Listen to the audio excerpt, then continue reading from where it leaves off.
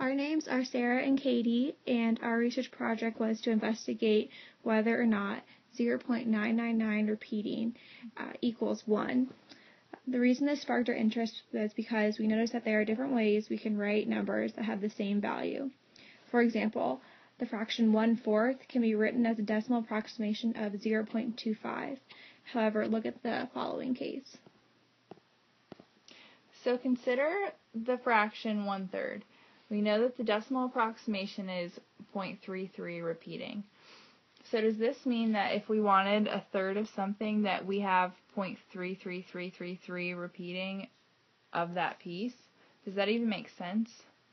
So if we know that 1/3 is 0.3 repeating, if we add 1/3 plus 1/3 plus 1/3, we get 3/3, which equals 1. What happens if we add the decimal approximations of 1/3? So you get 0.3 repeating plus 0.3 repeating plus 0.3 repeating, which is 0.9 repeating. Does that equal 1? Alright, let's look at another argument that might convince you why 0.999 repeating equals 1. Let's have our variable x equals 0.999 repeating. If we multiply both sides by 10, we would get 10x equals 9.999 repeating.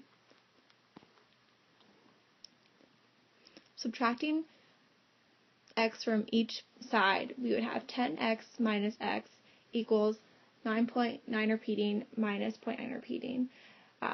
Here, the reason why we subtract 0.999 repeating on the right side is because we already established that x equals 0.999 repeating. So it's the same thing as subtracting x.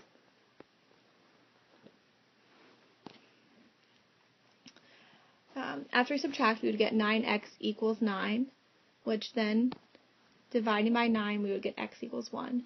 But we already said in the beginning that x equals 0.99 repeating. Does this mean that x equals 0.99 repeating and 1, and that they're the same value? Okay, so before we start getting into the detailed mathematics behind this concept, let's look at one final explanation of why 0.9 repeating might equal 1. So we know the fraction 1/9 equals 0.1 repeating, and 2/9 equals 0.2 repeating.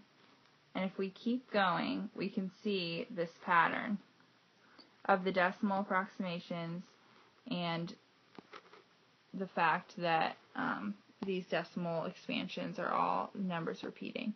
So if we look at this last one, we can see that we come to the argument that 9/9 is 0.9 repeating.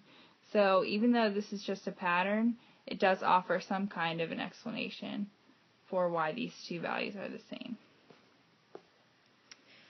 So here we're showing how fractions can be represented as repeated decimals, and this starts to go into our argument of the mathematics behind this concept. So we need to first look at properties of rational and irrational numbers. So these properties that define these category numbers will help us prove whether or not 0.999 repeating equals 1. So officially, the Merriam-Webster definition of a rational number is a number that can be expressed as an integer or the quotient of an integer divided by a non-zero integer. So what we mean is if we have integer p and q, any rational number can be expressed as p divided by q as long as q does not equal 0. So another property of rational numbers is that they always have repeating or terminating decimal expansions. So if we take a look, first of all, this symbol right here is another symbol for rational numbers. So it's just a shorthand way of writing. So if we know that rational numbers have either repeating or terminating decimal expansions, we kind of want to explain why. So if we know that rational numbers can be represented by a quotient of two integers, p and q, that are represented by p divided by q, as shown on the last slide. If we use long division to find the decimal expansion, we know that the value of the remainder will range from 0 to q minus 1. If the remainder is 0, then the decimal value terminates, which is what we are looking for. If the remainder isn't 0, since q is a finite number, q minus 1 is also finite. So that means that the number of possible remainders is finite. So that was a lot to listen to. So here we've divided 6 divided by 7, which we know is a rational number since it can be represented as a fraction. So as we go through, we found that the number, once you get to the same remainder as you found before, as I've circled here, you will start to repeat the same process over and over again. And once you get back to where you were, the process will keep on going, and the decimal will just keep on repeating itself. Alright, now to just compare, we're going to look at the definition for irrational numbers. So the definition of irrational numbers is a number that can be expressed as an infinite decimal with no set of consecutive digits repeating itself indefinitely, and that cannot be expressed as a quotient of two integers. So here we have a diagram of the real number system, and we just wanted to show you kind of a graphical representation of the different categories and classifications within the real numbers. So we already talked about rational and irrational numbers, but on the next slide we're going to describe, give you some examples and talk about what integers, whole numbers, and natural numbers are. Okay, so let's go through some examples and talk about what each of these categories actually mean. So the natural numbers are also known as counting numbers, and they start at 1 and they count up just like anyone would.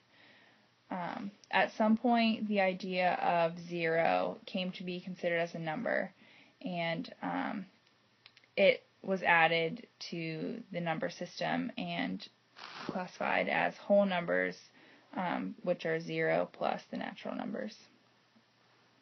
So next we have integers, which are whole numbers with a negative side of the number system. So coming from infinity, including -2, -1, 0, 1, 2, and continuing off to infinity on the whole numbers. So we've already talked about rational numbers taking the form of a divided by b, where b is not equal to 0. And irrational numbers are decimals that are never repeating or terminating. Alright, so we're just going to go over a few examples just to show the difference between the different categories that we showed in the real number system. Alright, so 8 divided by 2, those are two integers, which equal 4. And we know that 4 is a rational number, a natural, whole, and integer.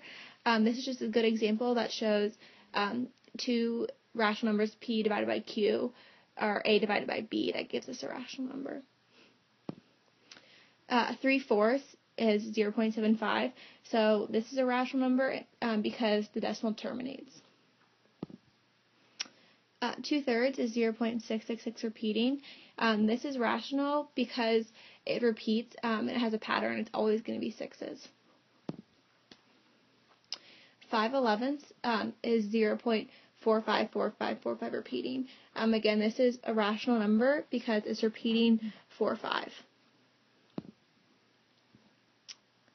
5/7 gives us a decimal approximation of 0.7142857 14285. So it repeats the 714285.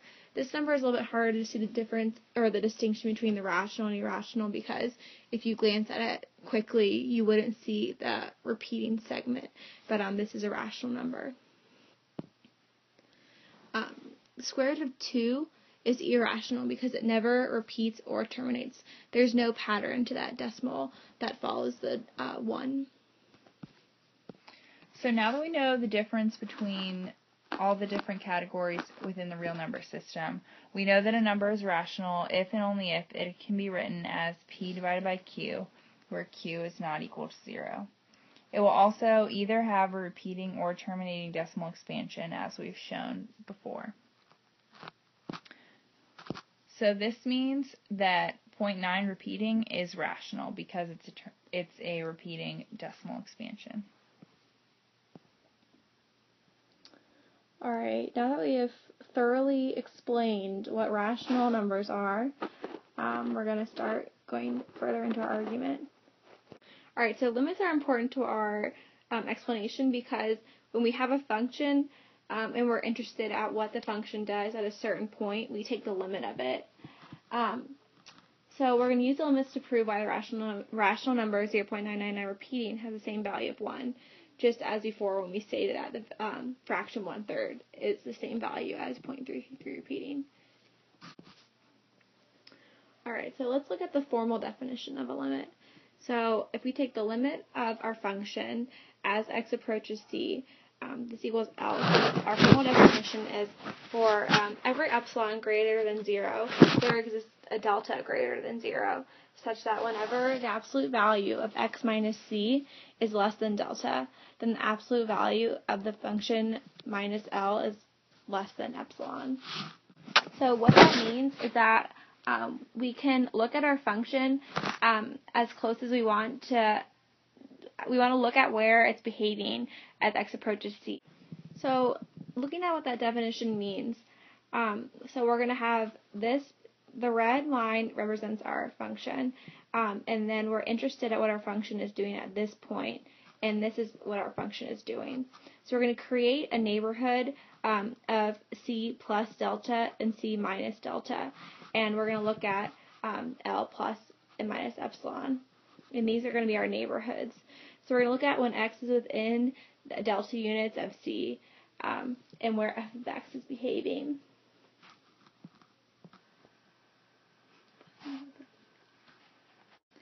So just to reiterate, this diagram shows that when x is within delta units of c, in here, f of x is within epsilon units of L.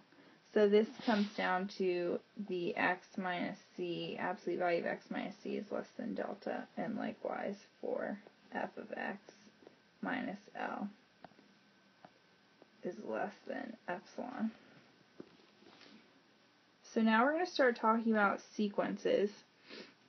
So for the sequence Sn, we know that it converges to the limit S for the limit as n approaches infinity of Sn equals S, when for every epsilon greater than 0 there exists some n, natural number n, such that the absolute value of Sn minus S is less than epsilon when little n is greater than or equal to big N.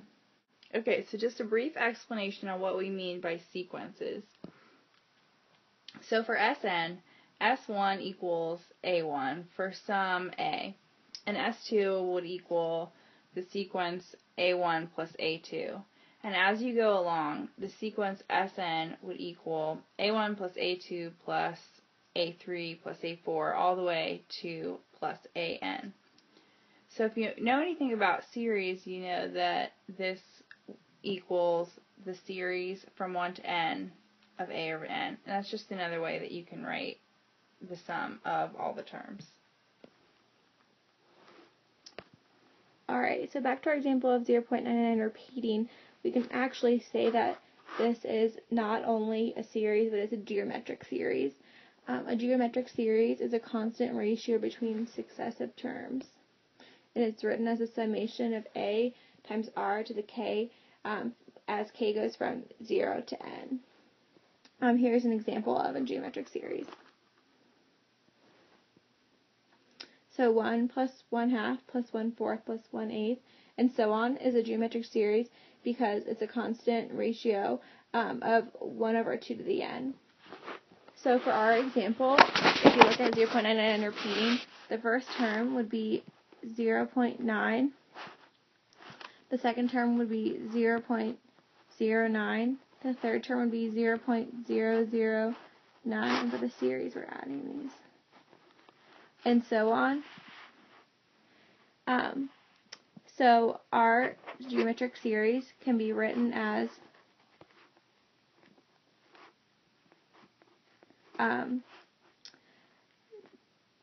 9 times 1/10, and then this expression would be 9 times 1/10 squared.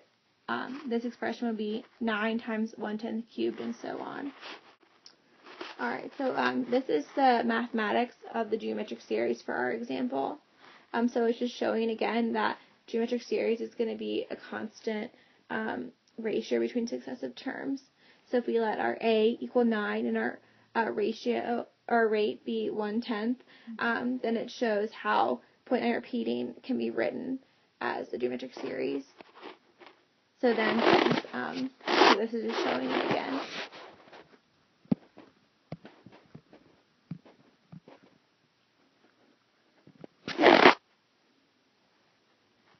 So we already talked about how 9 times 1 over 10 to the n is another way to write this 0.9 repeating as a geometric series for a to the rk. But another way to write that is 9 over 10 to the m, just to simplify it a little bit. So now we want to talk about how we can prove that 0.9 repeating equals 1 using limits. So since our sequence has a limit x, if the distance of the absolute value of x minus x to the n becomes arbitrarily small as n increases, then we can show the following. So if we write 0.9 repeating as the limit of the value itself, where 9 is written n times and n goes off to infinity, then we can also write this as the limit of the summation from k equals 1 to n of 9 over 10 to the k, just as we showed it on our last slide. So another way to write that is 1 minus 1 over 10 to the n. And if you think about it, if you have 0.9 repeating, then 1 minus 0.000 infinitely many times 1. These will be the same values. So that's just an explanation of why we wrote that there. And then by properties of limits, we can take the limit of 1 minus the limit of 1 over 10 to the n. So let's take a look at this limit of 1 over 10 to the m. So if we take the limit of a quotient, it's the same as taking a quotient of the two limits. So in the numerator we have the limit as n goes to infinity of 1, which is obviously 1. So likewise for the limit of the denominator, the limit as n goes to infinity of 10 to the n. Let's just think about this for a minute. So for n going to infinity, this means that we're going to have 10 times 10 times 10. And that number is going to keep getting bigger and bigger and bigger because n goes off to infinity. So as n goes off to infinity, 10 to the n is also going to go to infinity. So we have 1 over infinity. So if we think about this value, if we have 1 over 2, we know that this value is smaller than 1 over 3. So as the denominator gets bigger and bigger, or if it goes off to infinity as it does in this case, then the value itself is going to get smaller and smaller and smaller. So it's actually going to be equal to 0.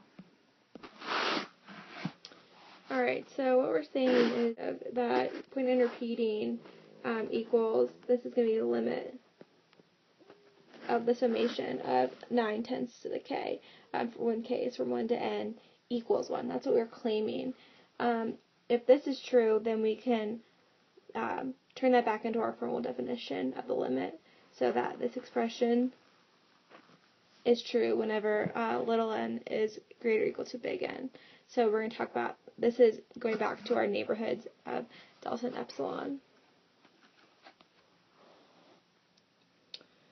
Alright, so going back to when we talked about limits and with our pictorial description of limits, we need to bring up this very important concept that basically is going to define our proof. So the Archimedean property states that given any number x in the reals, there exists an n in the natural numbers satisfying n is greater than x. And that given any real number y greater than 0, there exists an n in the natural number satisfying 1 divided by n is less than y.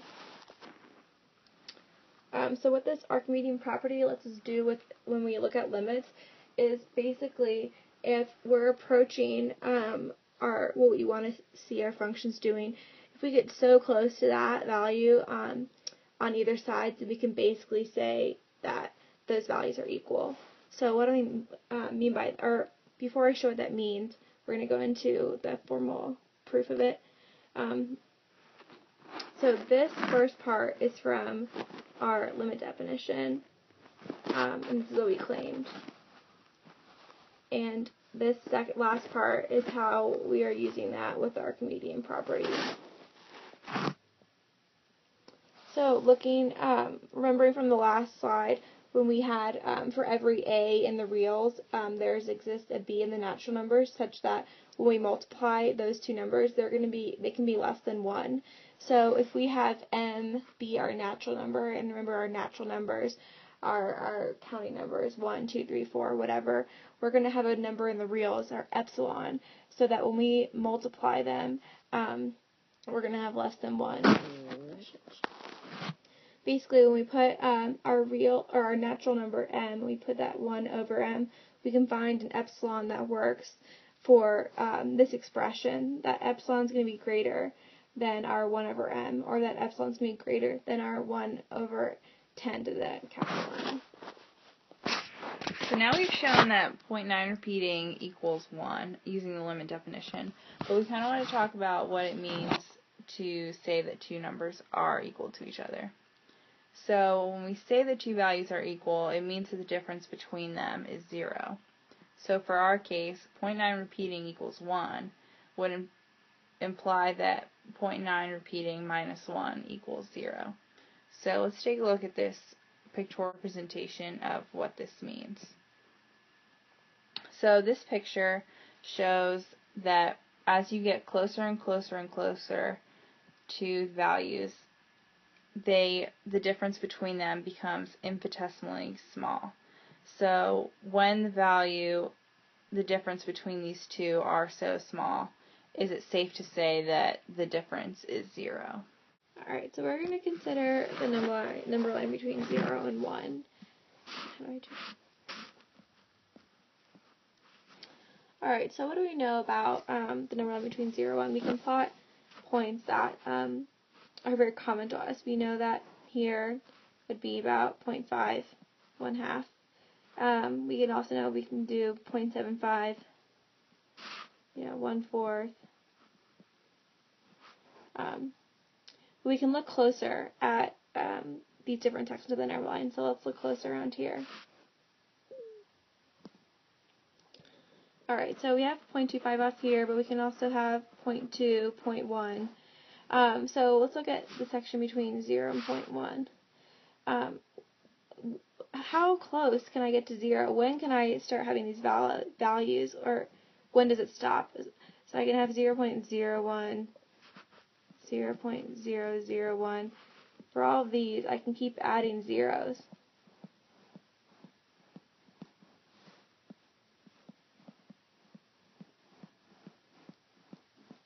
How close can I get to 0 without actually getting to 0? Is there an actual number that is going to be right next to 0, or is it just going to keep on going on forever?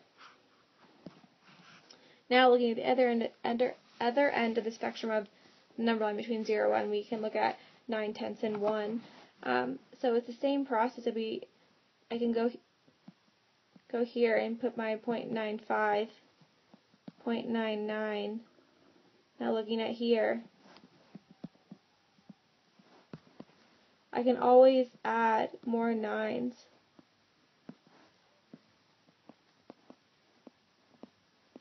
And it's the same question. How many 9s I have to add to get closer and closer to 1? Is there going to be an ending point to this? Is there going to be an exact number closest to 1, an exact number of 9s that gets me a value that's going to be closest to 1? So going over this again, we're looking at the two ends of this, the number line between 0 and 1, and between 0, how many zeros gets me closest to 0, and how many 9s gets me closest to 1.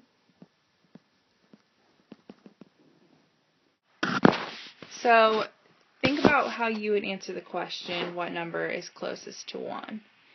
If you think that 0.9 repeating goes on and on and on, there isn't exactly a number. And likewise, if you think about 0 on the number line, what number is closest to 0? If you think that 1 over infinity is the number closest to 0, then you're talking about non-standard analysis, where 1 over infinity is considered to be an actual number. So based on all of the arguments that we've shown you using limit definitions, using terms like infinitesimally small, and even the arguments from the beginning of this video, you can decide for yourself whether you believe that these numbers are equivalent or not. But the equivalency that we've just talked about has been based on properties of standard analysis. So we can conclude that 0.9 repeating equals 1.